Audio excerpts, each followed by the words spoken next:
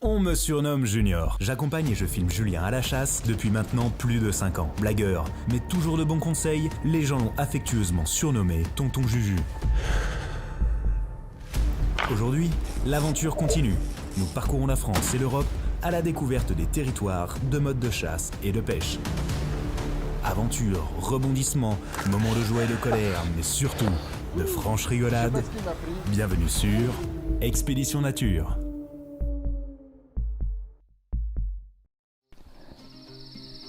Il est encore très tôt lorsque nous allumons les bougies de la cabane où nous avons passé la nuit. Car aujourd'hui, notre aventure débute à la lueur de nos lampes. Nous nous trouvons quelque part dans les Pyrénées, au milieu d'une immense forêt en altitude. Nous sommes à une période de l'année qui compte tout particulièrement pour Julien. Car si vous suivez les aventures de Tonton Juju depuis le début, vous connaissez forcément son penchant pour la chasse du cerf au brame.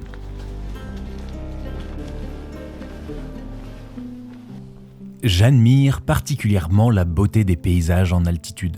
De plus, ces immenses pelouses verdoyantes, s'étendant à perte de vue, font d'excellentes places de brame. Et de ce fait, s'installer au milieu de ces grands espaces avant le lever du jour nous permet, dès les premiers rayons du soleil, de pouvoir identifier les cerfs qui nous entourent. Enfin, ça, c'est la théorie, car la pratique s'avère souvent beaucoup plus compliquée que cela.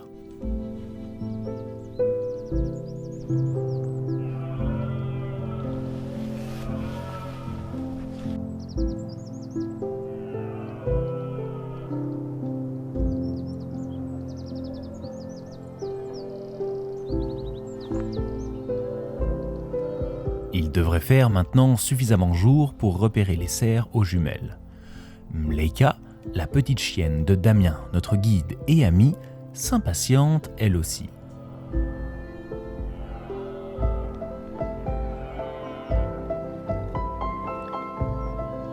Tonton est toujours équipé de sa fidèle Blazer en 3006 avec sa crosse FBT. Et vous savez quoi ? Ça lui va bien.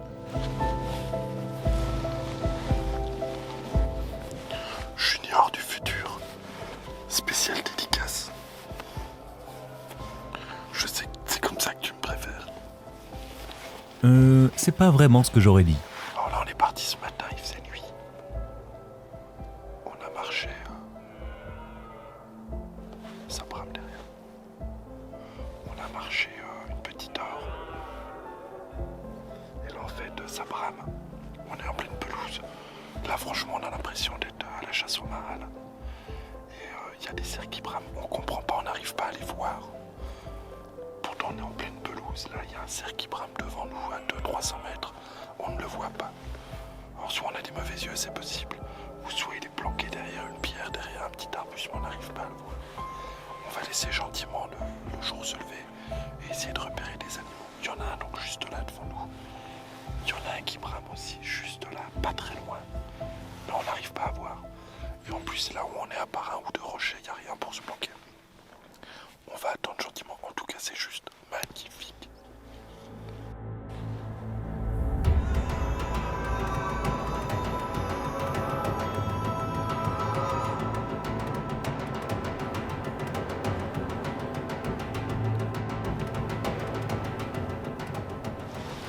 Bon, alors Damien, il a vu le cerf qu'elle a mis, il veut pas me dire où il est, faut que je le trouve. Le cerf. Je l'entends mais je le vois pas.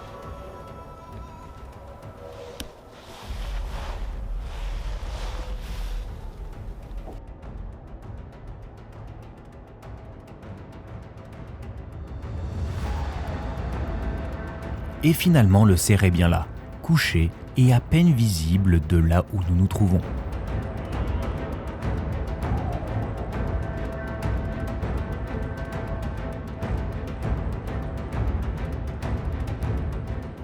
Damien et son joli chapeau utilisent la longue vue pour parfaitement identifier le cerf. Nous nous trouvons dans un département où il existe différents bracelets en fonction du nombre de corps de l'animal. Donc, interdiction de se tromper. Donc c'est le dernier sapin qu'on voit à l'horizon. On va essayer de se faufiler par là sans qu'il nous capte. Et quand on va arriver pas très loin de lui, on pourra pas le voir. Je vais essayer de le bramer avec la peau. Voir si ça le fait bouger. Parce que t'as vu, il bramait plus du tout. Il bramait plus du tout. Mais dès que celui-là s'est remis à bramer, il s'est remis à bramer aussi. Si jamais il vient nous voir, admettons qu'il se décale un peu à droite ou un peu à gauche. Il peut être bon aussi. Il peut être bon aussi. De toute façon, faut qu'on tente un truc. Parce qu'une fois dans le trou là-bas, je sais pas vraiment si on va être. Non, on va essayer de monter tout doucement. On va essayer de monter tout doucement en crête. Et on verra bien. Si on a de la chance, ça va faire. Et si on n'a pas de chance, ça va pas faire. Et à force de patience, c'est tous les cerfs que l'on entendait bramer à l'aube qui se décident à sortir. Et même si c'est souvent très très loin de nous.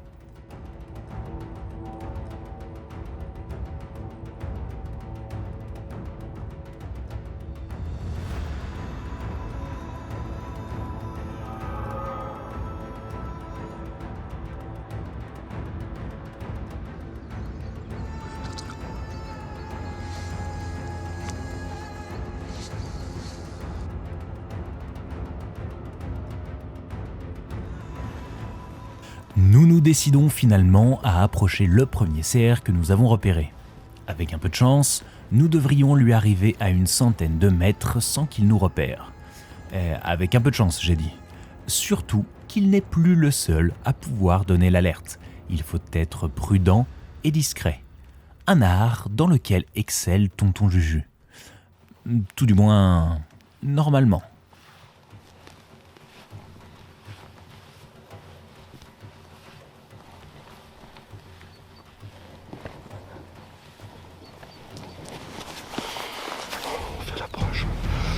L'approche elle est compliquée. Faut qu'on arrive à zigzaguer entre les arbres. Mais je pense que ce cerf il est là, c'est vraiment pas par hasard. Ça a l'air d'être un vieux 8 corps. Il est posé juste sur un caillou pour pouvoir dominer toute la vallée. Justement pour éviter le danger. On va tenter le coup. Là on est à 300 mètres. C'est trop loin, je vais essayer d'arriver à 200 mètres. Mais ça va être compliqué.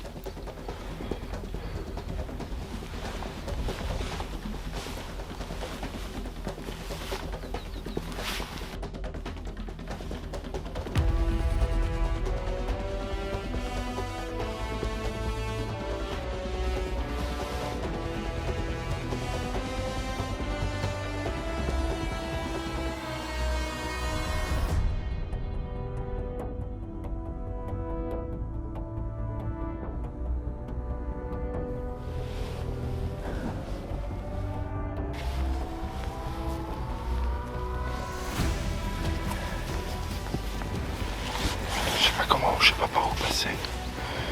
On est visible de partout. Bon, c'est ça qui est rigolo, mais c'est chiant. On va essayer de trouver une passade.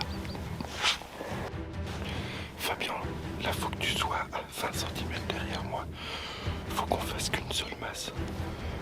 Parce que là on a un peu de découvert à faire. L'approche se complique quand il faut commencer à grimper. Pas que le passage soit particulièrement difficile, mais on fait toujours plus de bruit dans ces moments-là.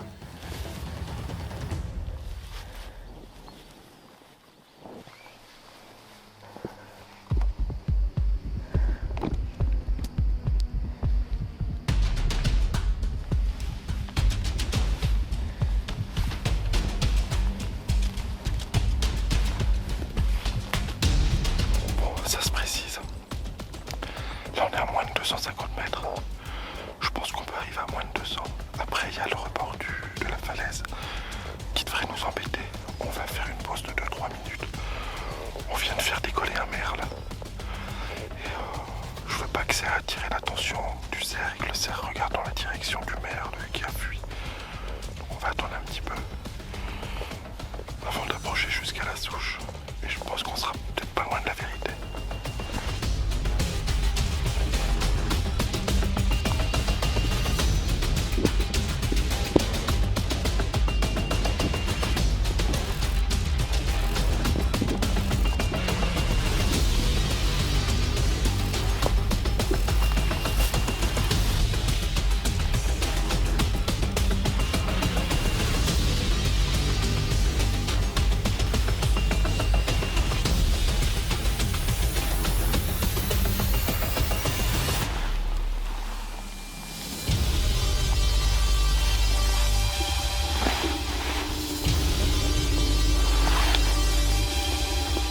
Tonton a finalement réussi à trouver une position de tir à une distance raisonnable.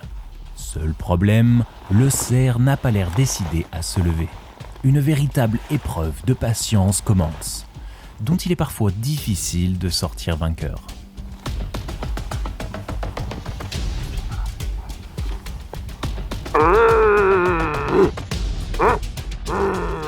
Tonton tente d'appeler le cerf avec son appôt. À défaut de fonctionner pour l'instant, ça a au moins le mérite d'avoir attiré son attention.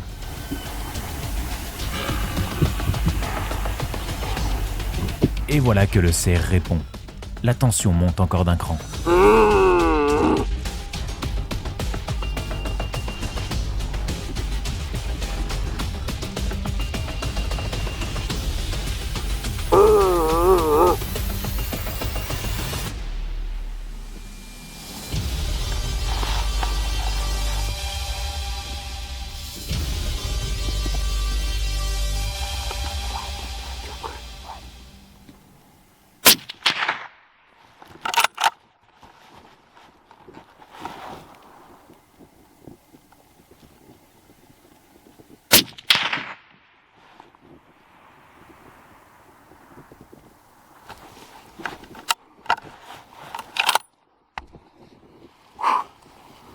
Yeah.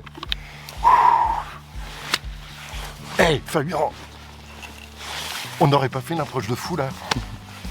Ouah.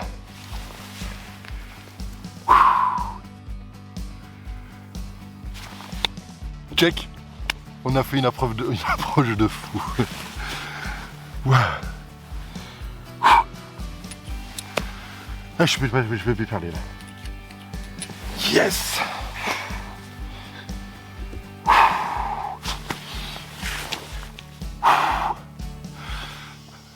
C'était chaud, hein.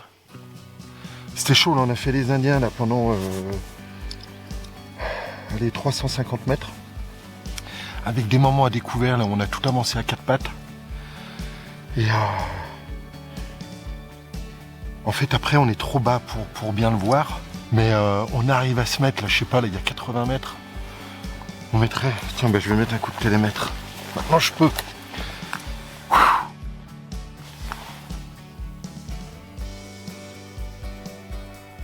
Il y a 99 mètres.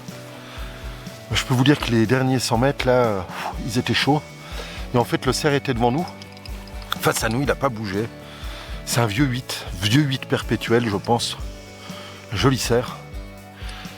Et en fait, quand on est arrivé, là, on s'installe. En plus, on est deux. Hein. C'est 2 fois plus difficile. Déjà que tout seul, c'est pas facile. À 2, c'est vraiment compliqué. Et là, quand on est arrivé, en fait, le cerf, on voit que les bois et la tête.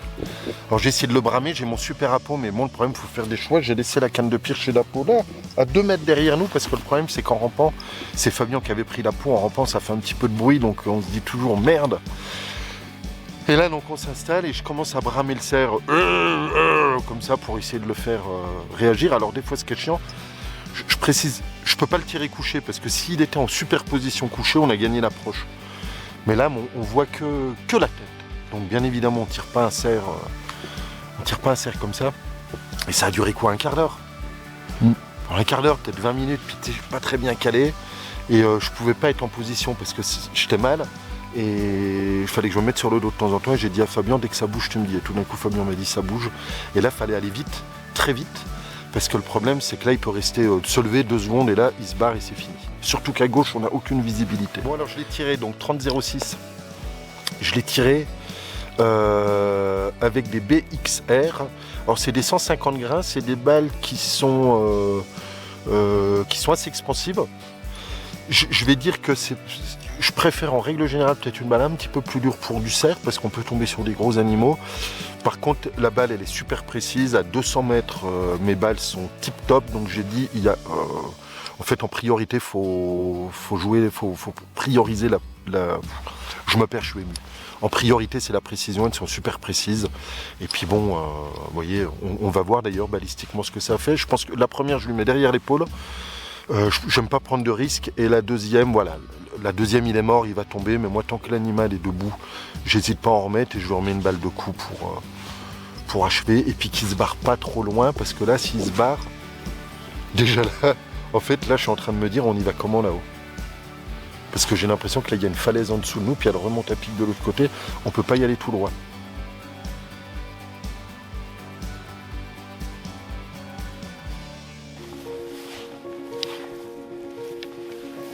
Voilà où était le cerf, ça pue, c'est une horreur, ça sent le cerf. Et là je pense que c'était chez lui. Et effectivement, hein, c'est pas un endroit qu'il a trouvé par hasard. Ça doit être un vieux 8 corps perpétuel, de ce qu'on voyait là aux jumelles.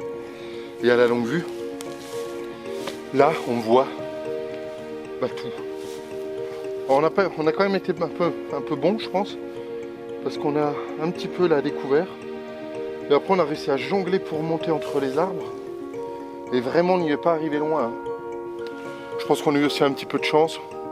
On n'a pas fait d'erreur, on n'a pas marché sur de cailloux, on n'a pas fait claquer de branches. Voilà, c'est ça aussi la chasse, mais c'est ça, des fois je discute avec des copains qui me disent « Ouais, moi l'approche, j'aime pas. » Déjà, je pense qu'en général, ils y sont pas souvent allés. Et c'est magique, franchement, arriver à approcher comme ça, là, chaque pas.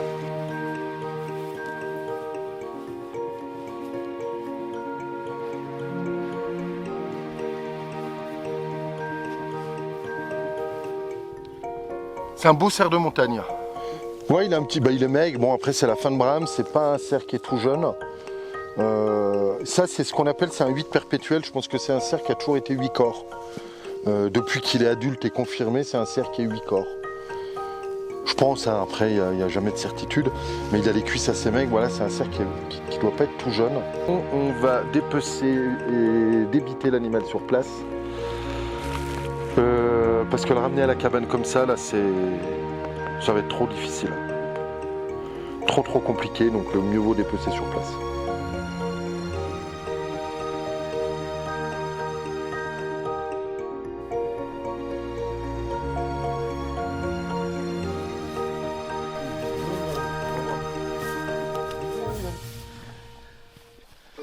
Junior serait là. C'est marrant d'ailleurs que ça doit arriver. Cette saleté de Junior serait là, il aurait mis 12 caméras partout en disant peut-être encore une fois, peut-être encore une fois.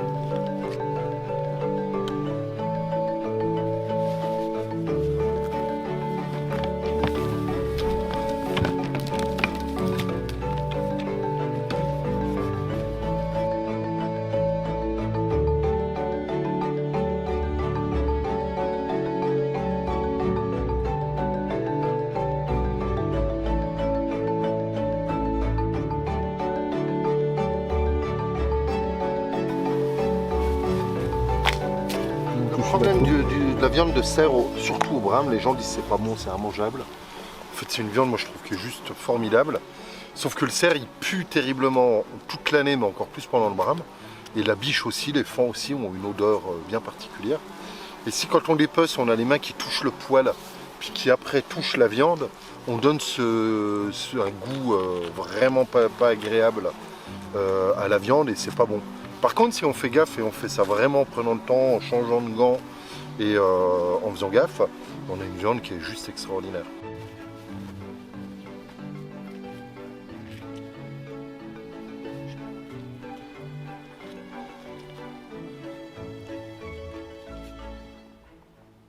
Comme le disait Tonton, il faut prendre son temps pour dépecer un animal comme ça.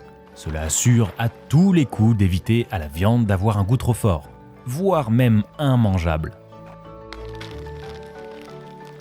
Une fois leur petit travail de découpe accompli, nos deux compères sont enfin prêts à se remettre en route, direction la cabane.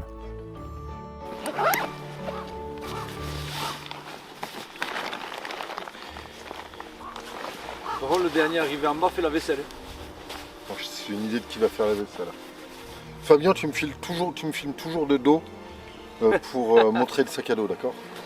Pas le droit de passer devant, Fabien. Sinon, c'est un avertissement. Au bout de 3, c'est biscorporel. Job is down. Je sais pas combien de temps on a mis. Ça prend un peu de temps. c'était magnifique. Et là, voilà le nid des vautours. C'est l'attaque. On va y aller doucement et puis ils vont tous venir bouffer. Oh là là, il y en a partout.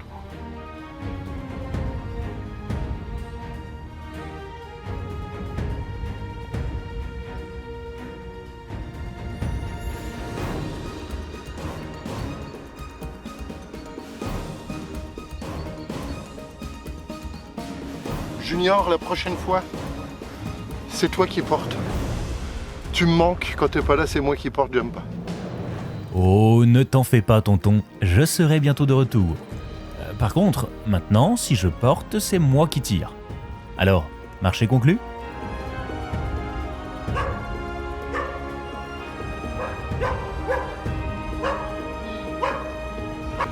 J'en ai marre d'amis. J'aurais mangé la saucisse.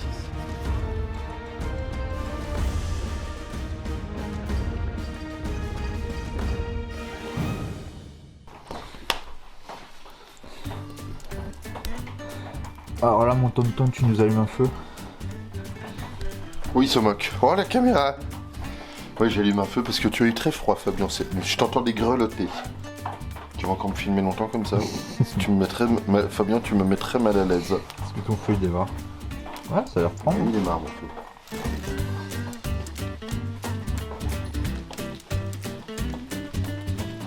Alors bon, ça va pas être la grande recette de cuisine parce que là, on est en montagne, dans une petite cabane. Donc on n'a pas tous les ingrédients, mais par contre, eh ben, on va quand même se faire super plaisir à faire des 2 bons filets mignons. Donc on va faire des petites échalotes, un petit peu de sel, un petit peu de poivre, un aller-retour rapide. Il y a du riz et des haricots, et puis on va se régaler. Attends, regarde. Mais ben là, je les pars. En fait, j'enlève les petites gaines de nerfs qui sont autour. Est-ce que ça, c'est pas très bon à manger? Non, ça c'est raide. C'est pas bon, ça. Vous voyez, c'est toute la petite enveloppe. On n'hésite pas à couper. Voilà, ça, je vais tout couper.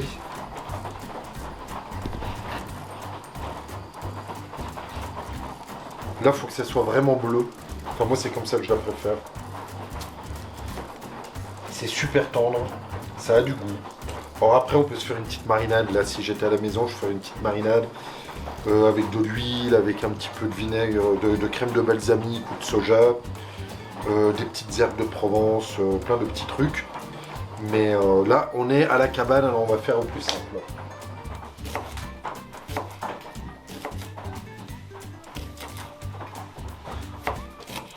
Si je pleure. T'es ému? Oh, je pleure. Fabien, je pleure. C'est parce que Junior, il me manque. Alors, j'ai les larmes ce coup-ci. Oslo, c'est non. Quoi? Oslo, Junior aussi te manque? Oh, bah oui, il nous manque à tous. Hein. Bon. C'est beaucoup moins impressionnant que... Normalement, ça doit faire psh. Normalement, ça doit faire psh. Là, ça l'a pas fait. Bon. Ça, c'est pas du grand professionnalisme, ça? Qu'est-ce que t'en penses, Fabien? Incroyable. Regarde.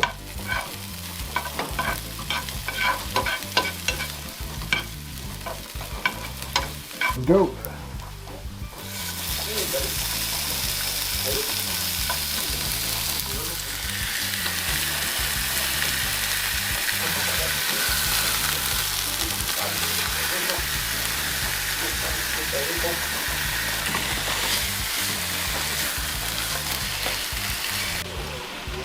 Bon, j'ai mis à peine un petit peu de vin rouge, 1, 2, 3.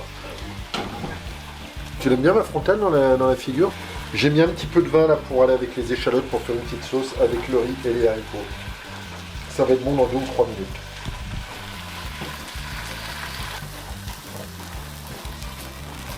On a bien fait d'y courir après celui-là. Bon alors apparemment les copains, là, on a tellement bouffé de la flotte qu'il y a de la buée sur les objectifs. C'est comme ça. Par contre, vu qu'on a vraiment faim, on va pas attendre que la buée se dissipe. Eh ben, en effet, mes cocos, vous avez dû en avoir de la pluie. Hop, hop, hop, hop, hop. Et nous terminerons cet épisode sur des images peu exploitables, mais vraiment appétissantes. Quant à moi, les amis, je vous dis à très vite pour mon grand retour. Avant de partir, n'oubliez pas de vous abonner à la chaîne, de liker la vidéo et de la partager à vos amis si elle vous a plu. Ça nous aide beaucoup et ça nous permet de continuer à créer de nouveaux reportages. À très vite!